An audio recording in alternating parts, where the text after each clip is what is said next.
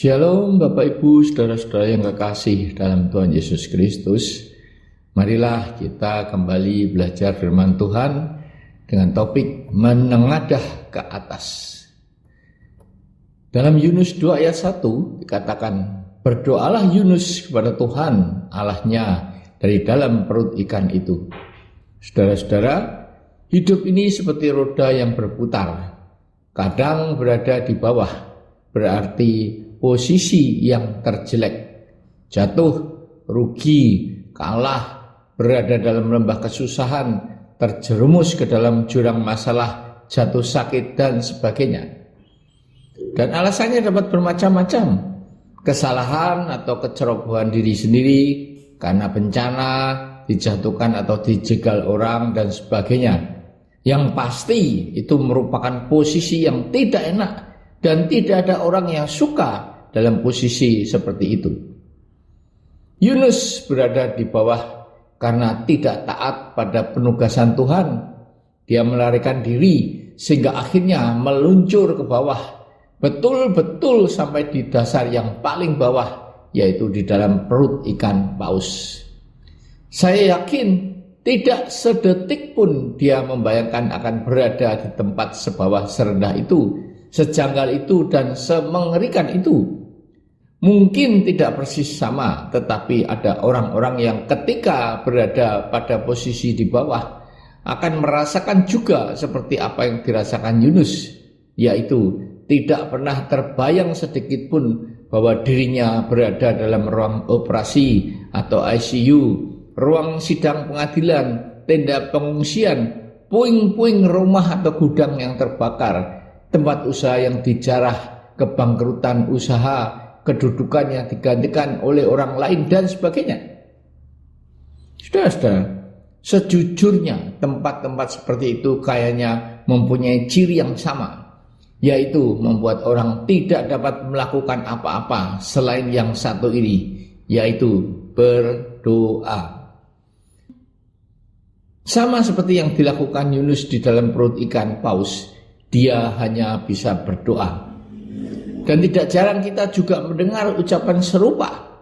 Tidak ada lagi yang dapat kita lakukan selain berdoa. Itulah tandanya bahwa seseorang benar-benar sudah berada pada posisi di bawah. Kita mungkin bertanya, mengapa Tuhan membiarkan atau malah membawa kita ke dalam situasi seperti ini? Kadang-kadang kita tidak dapat menerima keadaan seperti itu, dan bukannya bercermin mawas diri, tetapi kita malah mencari pelarian semu seperti berzina, mabuk-mabukan, berjudi, meninggalkan Tuhan, dan sebagainya. Karena kita tidak dapat menerima kenyataan yang terjadi di dalam hidup ini. Sama seperti ketika Yusuf dimasukkan ke dalam sumur, dia hanya melihat kegelapan di sekelilingnya, kesepian karena kesendiriannya di dalam sumur, tanpa tahu kapan dia dapat keluar dari sumur itu, atau apa yang akan terjadi dengan masa depannya, kapan akan berakhir hidupnya di dalam kegelapan sumur itu. Namun ketika dia menunggak ke atas, maka terlihatlah secercah sinar. Dengan kata lain, ketika Yusuf menengadah ke atas dan berdoa, maka dia akan mendapatkan kekuatan dari Tuhan. Itulah satu-satunya harapan untuk dapat keluar dari dalam sumur kegelapan itu.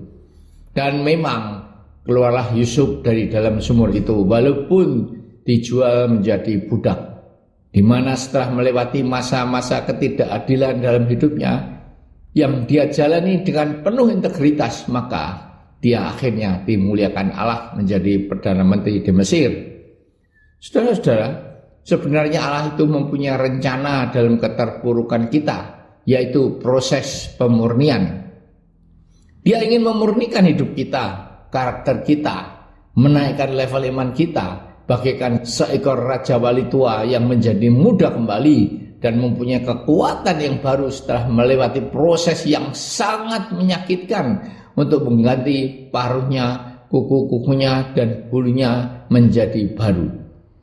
Sebagai seorang beriman, ketika saudara dan saya sedang berada di lembah keterpurukan, sangat terasa doa kita menjadi kusuk, sangat terasa hadirat Tuhan, Jiwa yang hancur dan hati yang patah yang membuat Tuhan dekat dengan kita dalam Mazmur 34 ayat 18. Dan itulah korban sembelian kepada Allah, Mazmur 51 ayat 7. Ketika kita benar-benar sudah tersungkur dan tidak berdaya, seringkali itu menjadi turning point yang mengubah hidup kita.